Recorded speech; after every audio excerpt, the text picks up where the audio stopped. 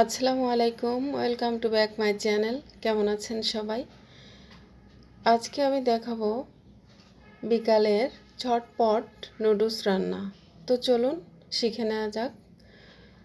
এখানে আমি 2 প্যাকেটের মতো নুডলস নিয়েছি এবং যা যা আমাদের উপকরণ লাগবে সেগুলো আমি নিয়েছি। তো একটা ডিম দিয়ে আমি নুডলস রান্না করব। আমরা কিন্তু অনেকেই নুডলস রান্না করি, নুডলসটা সিদ্ধ করে নিই। এখানে আমি নুডলস সিদ্ধ করব না, সরাসরি নুডলসটা রান্না করব। তো আমি প্যান বসিয়ে দিলাম এবং কিছু তেল নিয়ে নিলাম প্যানে। এখন আমি তেলটাকে গরম করব, দিয়ে দিচ্ছি 1 কাপ পরিমাণ পেঁয়াজ কুচি। পেঁয়াজ কুচিটা আমি ভালো করে ভেজে নেব।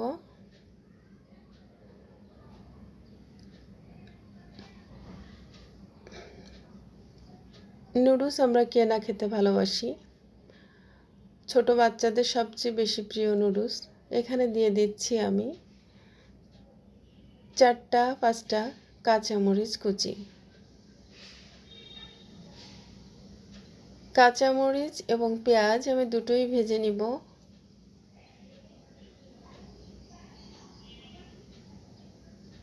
দিয়ে দিচ্ছি এখানে কিছু বরবটি সবজি, দিয়ে দিলাম কিছু গাজর কুচি। এখন সামান্য কিছু টমেটো অ্যাড করব। তো এখানে সবগুলো উপকরণ আমার দেওয়া হয়ে গেছে কম বেশি।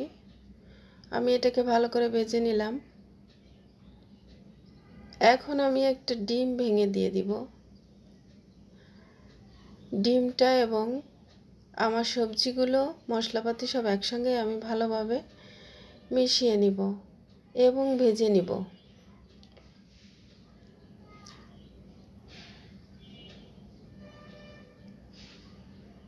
আমার মশলা ভাজাটা হয়ে গেছে।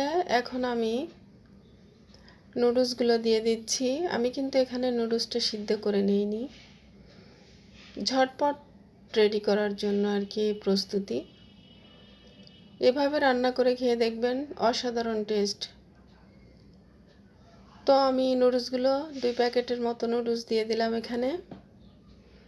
নুডলসটা ম্যাগি নুডলস।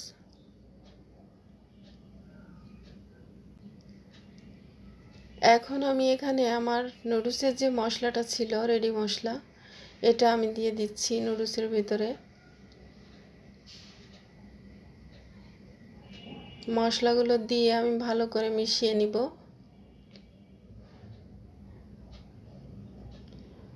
এখন আমি এখানে সামান্য কিছু পানি অ্যাড করলাম। নুডলসটাকে ঢেকে দিব। আমার নুডলস রান্না কিন্তু শেষ। ভালো থাকবেন, আল্লাহ হাফেজ।